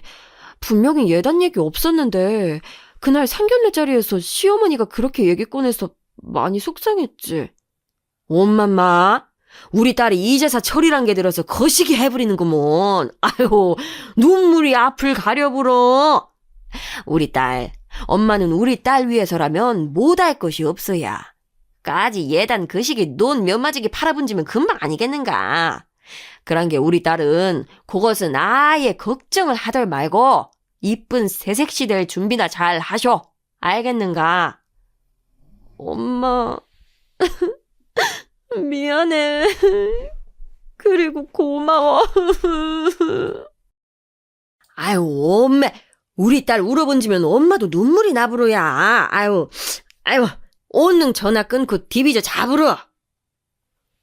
늘 표현은 거칠지만 항상 저를 위해서 그리고 오빠들을 위해서 헌신했던 엄마인 것을 알기에 저는 그렇게 전화를 끊고 밤새도록 울었습니다.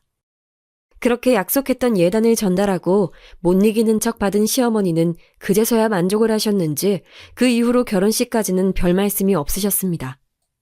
예정대로 결혼식은 무사히 마쳤고 시부모님 댁에서 집을 해주시겠다는 걸 저는 괜히 책 잡히기도 싫고 직장도 가까운 판교로 저희만의 자본으로 신혼집을 정했습니다. 남편도 청담동까지 출퇴근하기 어렵지 않았고요. 그렇게 결혼이 성사되기까지 우여곡절이 있었지만 결혼 이후로는 저희의 신혼생활은 무난하게 이어지는 듯 했습니다. 제가 몸담은 스타트업 회사도 점점 업계에서 입지가 커지고 남편도 이제는 부모님께 배운 일이 익숙해진 데다가 젊은 감각까지 더해져 레스토랑은 날로 더 매출이 올랐고요. 하지만 가끔씩 시어머니로부터 불쾌감을 느끼는 일들이 잊을만 하면 발생해서 그것이 삶의 질을 떨어뜨리곤 했습니다. 야, 미정아.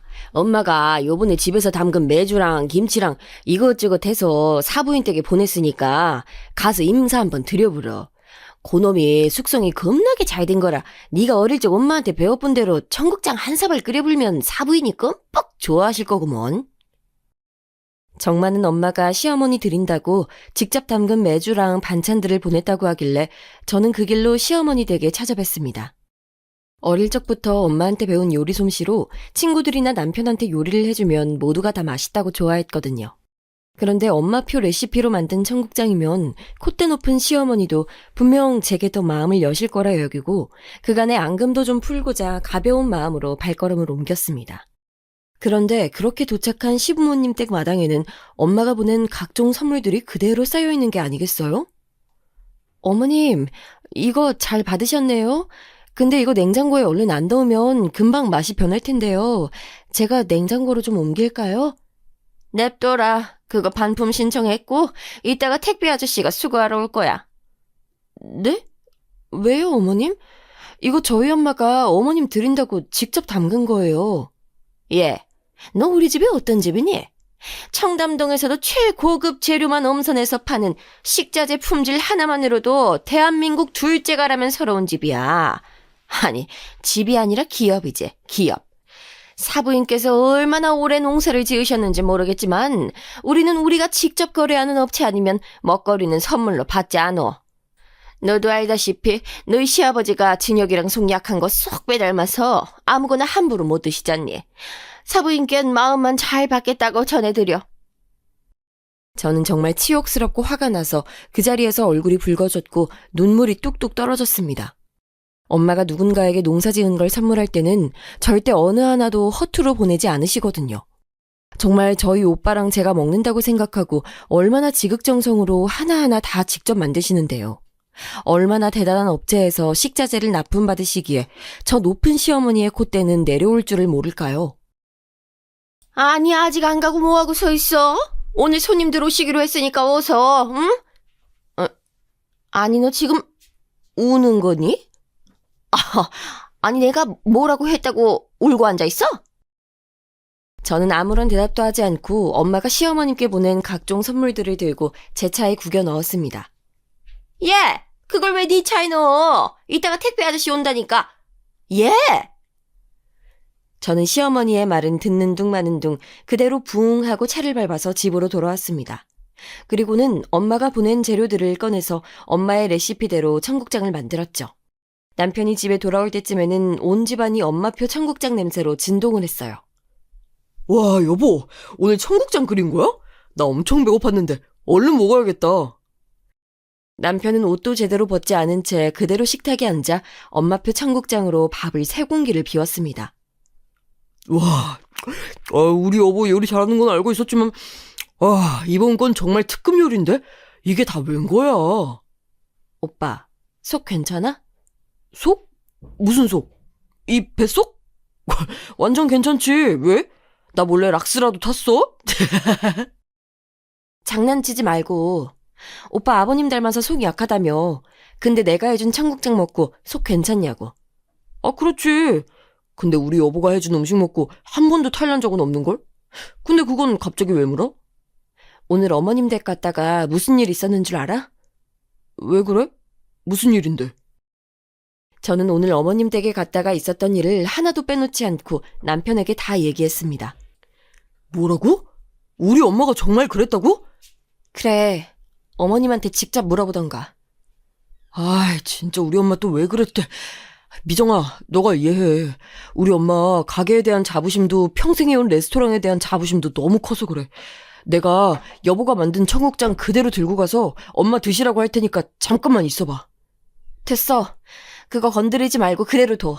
나 어머님께는 한 입도 드리기 싫어. 왜 또 그래, 미정아. 이제 할미 다 된 우리 엄마 좀 이해해주라. 오빠 맨날 이런 식이야. 내 편 들어주는 것 같으면서 결국엔 내가 이해해라. 내가 다 받아들여라. 나도 이제 지쳤어.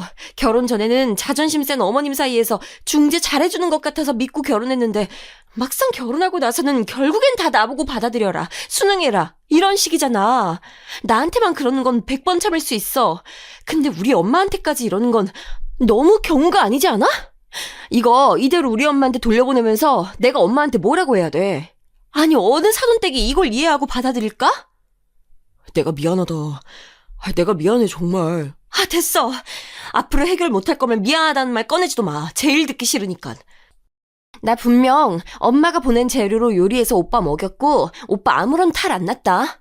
그거 꼭 기억하고 어머님께 전날 드려. 알았지? 저는 그 길로 안방문을 쾅 닫고 들어갔습니다.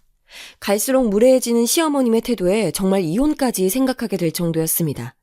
남편이 착하고 잘해주니까 이것 때문에 이혼하기는 좀 그런가 하는 생각이 들다가도 시어머님이랑만 얽히면 두루뭉술해지는 남편의 태도만 생각하면 당장이라도 이혼을 하고 싶은 마음이 치밀어 올랐습니다. 그러던 중 결정적인 사건이 터졌습니다. 가을 수학철이 끝나고 잠시 쉴 겸 엄마 아빠가 저희 집에 한 달 정도 올라오시기로 했어요. 딸내미 신혼집도 구경할 겸 서울 사는 오빠들 한 번씩 다 보면서 서울 구경도 좀 하고 싶다면서요. 한 해 농사를 잘 마무리 짓는 것이 얼마나 큰일인지 잘 보고 자란 저는 이번에 서울 구경 오시는 엄마 아빠한테 진짜 잘해드려야겠다 생각하고 이것저것 서울 구경 준비를 많이 했어요. 남편도 엄마 아빠 올라와 계시는 동안은 또 두 분께 얼마나 깍듯하게 잘하는지 저럴 때 보면 또 이혼 생각은 괜히 했나 싶기도 했어요. 그렇게 한 달이 다 되어갈 무렵 엄마가 마지막으로 사부인 댁 가게에 들러서 인사를 좀 드리고 싶다고 했습니다. 저는 아무래도 느낌이 심상치 않아서 엄마에게 얘기했습니다. 엄마, 그냥 어머님네 가게는 다음에 가면 안 될까? 지금 예약 손님도 많고 한창 바쁘실 거야. 저는 분명히 시어머니가 엄마를 무시하는 태도를 보일 게 뻔해서 되도록이면 두 분을 마주치지 않게 하기 위해 애썼습니다. 엄마, 우리 딸이 언제부터 요렇게럼 경우가 없어져 버렸어야. 딸 자식 보러 서울 올라와 버렸으면 당연히 사돈댁을 뵙고 가야 쓰는 거 아니겠는가. 나가 아주 쫙 빼입고 사모님처럼 찾아뵐 텐게 너그는 얻는 가히 채비나 해보러. 걱정이 한없이 앞섰지만 그래도 시어머님도 자기 손님들이 있는 업장이기에 큰 문제는 일으키지 않을 수도 있겠다는 생각이 들었고 엄마도 그냥 인사만 드리고 금방 온다고 하시니까 저는 어쩔 수 없이 따라 나서며 가게에서 일하고 있는 남편에게 전화를 미리 해놓았습니다. 오빠 알지? 나 또 어머님 무례하게 굴면 더 안 참는다. 오빠가 중간에 잘해. 아유, 알겠어. 오빠만 믿어. 세상 제일 못 믿을 말이 오빠만 믿으라는 말 아니겠어요? 그간의 전례로 인해 하나도 믿음이 안 가는 남편이었지만 그래도 미리 말이라도 해두는 게 나을 것 같아서 아주 단단히 일러놓았습니다. 이번에도 시어머님이 무례하게 굴면 저는 정말 참지 않을 생각이었거든요. 그렇게 찾은 시부모님의 식당은 한창 피크타임이어서 그런지 이미 홀과 룸은 꽉 차 있었고 줄을 서서 기다리는 손님도 많았습니다. 장모님, 이쪽으로 오세요. 룸 하나 비워뒀으니까 편하게 식사하고 가세요. 엄맘마, 사부인께 인사만 드려보면 되는 걸 사오는 뭘 또 이런 걸 준비했단가. 아유, 우리 장모님 오신다는데 어떻게 그냥 돌려보내요. 제가 오늘 최고급 서비스로 모실 테니까 장인어른 장모님 오늘 마음껏 드시고 가세요. 여보, 뭐해? 얼른 모시고 들어가. 아이고, 웬일이래? 언제 이렇게까지 룸을 준비했대? 오늘 오빠 믿음 좀 간다? 어허, 오빠야, 오빠. 오빠가 연애할 때 뭐라 그랬어? 고기 하나는 평생 원 없이 먹게 해준다고 했지? 얼른 들어가서 맛있게 먹어요, 우리 여봉. 맞아요. 정말 오랜만에 듣는 말이네요. 저 좋다고 졸졸 쫓아다닐 때 평생 고기만 먹게 해주겠다는 말. 그 말에 혹해서 데이트하러 따라 나섰다가 이렇게 결혼까지 하게 된 건 아니겠어요. 가끔 정말 밉상 같아도 오늘은 연애 시절 보던 복학생 오빠와의 풋풋한 시절이 떠올라서 잠시 긴장을 내려놓게 됐습니다. 그렇게 들어간 룸에는 기본 세팅이 잘 되어 있었고 저랑 엄마 아빠는 자리에 앉아서 메뉴가 준비되길 기다렸어요. 아니 근데 미정아, 사부인은 어째 코빼기도 안 보이신다냐? 그러게, 오빠한테 엄마 아빠 온다고 얘기 전해달라고 했는데. 일단은 우리끼리 먹고 있어 불자. 계기를 눈앞에 두고 멀뚱멀뚱 있는 것은 괴기에 대한 예의가 아니요. 알겠어 엄마. 우리끼리 먹고 있으면 곧 오시겠지. 아마 가게가 바빠서 그러신 걸 거야. 저는 내심 이대로 우리가 식사를 마칠 때까지 시어머님이 안 들어오셨으면 했습니다. 그러나 그런 저의 기대는 1인분을 이제야 막 먹었을까 싶었을 때쯤 산산조각 났습니다. 한참을 먹고 있을 때쯤 저희가 있던 룸의 문이 드르륵 열렸는데 거기에는 시어머님이 서 계셨습니다. 엄마, 사부인! 이제야 오서 불었소. 퍼뜩 여기 같이 앉아서 식사 들어요. 사부인, 이제 다 드셨죠? 죄송하지만 이제 룸 좀 비워주시겠어요? 오늘 손님이 많아서 얼른 여기 비우고 새로운 손님 받아야 할 것 같아요. 야? 아따, 사부인, 어째 그러신다요? 아이, 오랜만에 뵙는디 이리 나가라 하는 게 어딨다요? 오돌이 오늘 장사 손해 안 나게 매출은 확실하게 올려드릴 텐께 그런 것은 걱정을 마시고 얼른 와서 같이 한자리 해보러요. 사부인, 죄송하지만 저 2번 말할 시간이 없어요. 오늘 귀한 예약 손님 오시기로 해서요. 그리고 이런 말씀까지는 안 드리려고 했는데 여기는 사돈댁 같은 시골에서 오신 분들이 막 오는 곳이 아니에요.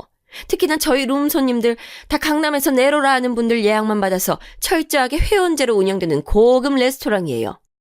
진혁이가 그래도 장모님 생각한다고 저한테 상의도 없이 이렇게 자리를 마련했나 본데요. 그 정도 드셨으면 얼른 일어나시죠. 다음에 진혁이 편에 저희 가게 1등급 제품 택배로 보내드릴게요. 저는 시어머니의 상식을 넘는 무례한 태도에 화가 끝까지 차올라서 폭발을 하고야 말았습니다. 어머님, 지금 뭐라고 하셨어요? 시골 사람은 안 받는다고요? 제가 잘못 들은 건가요? 얘가 너 지금 시애미에게 태도가 그게 뭐야?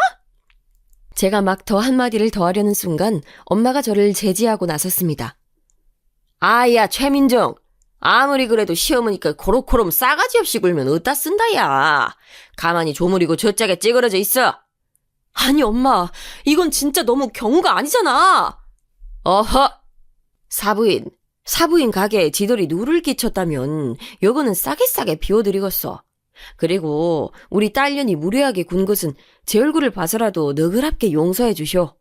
내 오늘 이 딸년 다리몽댕이를 단단히 분질러 놓을란께. 사부인께서는 오늘 남은 장사 마무리 잘 하시고 저희는 이만 물러갑니다. 그렇게 엄마는 저와 아빠의 손목을 휘어잡고 룸을 나와 카운터로 향했습니다. 그리고는 카운터에 있는 남편을 향해 이렇게 말했습니다. 어이, 사오, 이리 좀 와봐. 아니, 장모님, 왜 벌써 나오셨어요? 자네, 내 말 지금부터 똑똑히 들어. 안 그러면 오늘 아주 재미가 없어 번질 것이요. 에? 도대체 무슨 일이세요, 장모님? 자, 이 카드 받아. 요놈으로 지금 여기 이 가게 주문 들어온 거 전부 결제해보라. 줄 서 있는 손님들 것도 다 한 번에. 그리고 마이크에 대고 이렇게 얘기해. 토시 하나 틀리면 뒤져 보일 줄 알아. 예? 예. 말씀하세요, 장모님. 적고 있습니다. 오늘 이 가게 음식은 나 주식회사 퓨처팜스테이션의 대주주 장복자가 모두 지불하므로 손님 여러분은 오늘 드시고 싶은 것들 다 거시기하게 드시고 포장도 다 싸가서 가족들에게 선물하시길 바랍니다. 부족한 것이 있으면 언제든지 또 주문하시고 부디 우리 사돈댁 가게의 본창을 위해서 앞으로도 허블나게 발걸음을 아끼지 말아주시길 부탁드려 불어요. 예? 아니, 장모님, 갑자기 왜? 어허, 사오. 오늘 정말 장모한테 뒤져불고 싶은가? 이리 내. 나가 직접 얘기할란 게. 엄마는 남편을 밀치고선 손님 안내용 마이크에 서서 큰 소리로 얘기하셨어요. 마이크 테스트, 마이크 테스트. 아야, 미정아, 잘 들려보냐? 손님 여러분께 지가 한 말씀 올려불겠습니다. 지는 여러분이 식사하고 계신 이 식당에 사돈되는 사람으로서 주식회사 퓨처팜스테이션의 대주주를 맡고 있는 장복자라고 합니다. 오늘 이 자리에서 식사하시는 모든 분들과 쌀쌀한 날 끈질나게 줄 서 계시는 손님들을 위해서 오늘의 식사 비용은 나 장복자가 전부 계산합니다. 양껏 드시고 그러고도 모자라면 또 드시고 그러고도 또 모자라시면 포장을 겁나게 해서 집에 가서 가족들이랑 또 드셔불고 마음껏 다 드셔보소. 이 청담동 땅에서 오래 장사해 드신 사돈댁을 위해 나가 드리는 선물이니 고마움은 나한테 말고 서 계시는 세련된 사모님께 하시면 감사해 불겠습니다. 그러면 다들 맛있게 드쇼. 와! 엄마의 화끈한 발표가 끝나자마자 가게 안은 손님들의 환호성으로 건물이 무너질 듯 쩌렁쩌렁 울렸고 영문도 모른 채 무슨 일인지 내려오셨던 시어머님은 가만히 벙찐 채로 아무 말도 못하고 서 계셨습니다. 자, 여러분, 대체 퓨처팜 스테이션은 뭐고 또 그 회사의 대주주가 엄마라니 이 뜬금없는 상황이 무슨 상황인지 매우 궁금하시죠? 지금부터 차차 설명드릴게요. 퓨처팜 스테이션은 제가 대학을 졸업할 당시 선배가 차렸던 스타트업 기업의 이름입니다. 사실 실제로는 다른 이름인데 여기에 사연을 소개하고자 가명을 사용한 점 양해 부탁드립니다. 이 퓨처팜 스테이션은 요즘 주목을 받고 있는 스마트팜 사업을 하는 기업입니다. 스마트팜이란 최첨단 정보통신 기술력을 농업과 결합시킨 최신 각광 사업입니다. 인류 생활의 근간이 되는 농업을 정보통신 기술, AI 기술, 로봇 기술, 나노과학 기술, 생명공학 기술과 융합시켜 최대의 농업 생산량을 도모하는 꿈의 산업이죠. 국내 시장 규모는 2017년 4조 원을 훨씬 웃도는 규모에서 연평균 5.5%의 꾸준한 성장세를 보이며 작년인 2023년에는 5조 9천억 원의 규모를 웃도는 시장입니다. 아직 많이 알려져 있지 않아서 그렇지 선진국들은 모두 각광산업으로 투자를 아끼지 않고 있고 우리나라도 몇 년이 지나지 않아 40조 이상의 시장 규모로 폭발적인 성장을 할 것이라고 예측하고 있습니다. 여러분, 한번 상상해 보세요.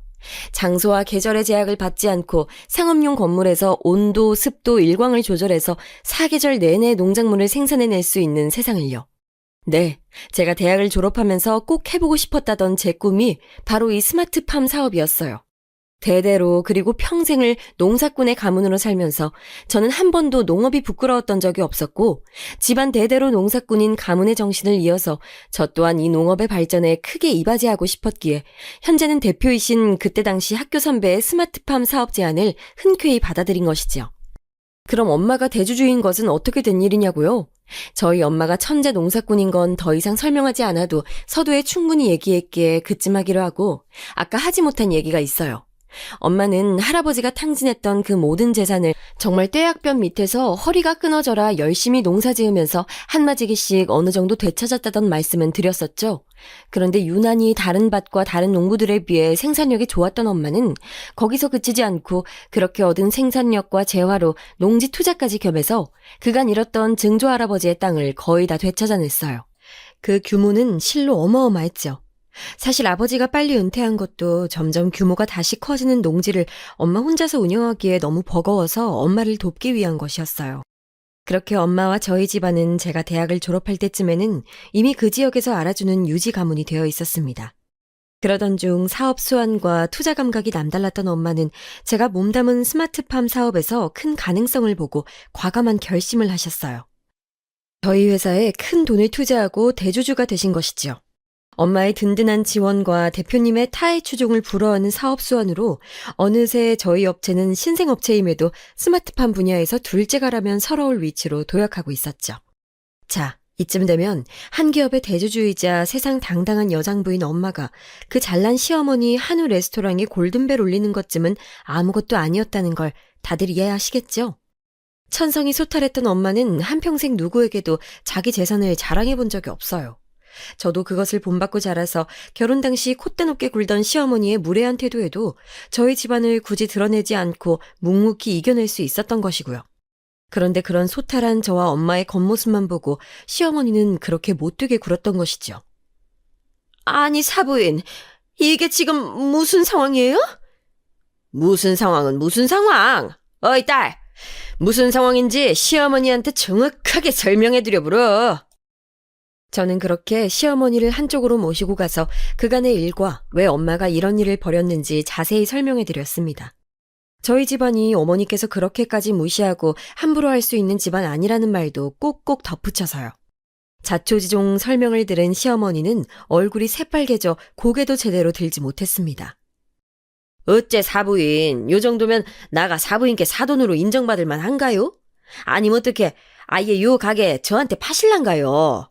아이, 돈도 많으신 양반이 이제 가게 나한테 파시고 어디 좋은데 놀러나 다니쇼. 아유, 사부인, 제가 면목이 없습니다. 아니, 어째 아까 당장이라도 우더를 내쫓을 것만 같던 그분은 어디로 가버렸대요? 아이, 시골 출신 촌녀는 이만 물러가 볼까요? 사부인, 제가 다시 한번 정말 사과드립니다. 나가 그간 당장이라도 사돈댁이랑 연을 끊고 싶었지만서도 우리 사오가 미정이한테 잘하고 착하니께 꾹 참았어. 이번에도 나가 우리 착한 사오 봐서 딱 한 번만 더 참을라니까. 오늘을 마지막으로 미정이랑 우리 집 다시 한 번 더 무시하면 나가 미정이 손모가지 붙들고 당장 이혼시킬 거니 그리 하쇼. 그럼 우덜은 이만 시골로 내려갑니다요. 사부인, 제가 오늘 가게 마무리하고 전화 드릴게요. 아유, 조심히 들어가세요, 사부인. 그렇게 집으로 돌아오는 차 안에서 엄마는 제게 말씀하셨어요. 어째, 속이 좀 시원하냐?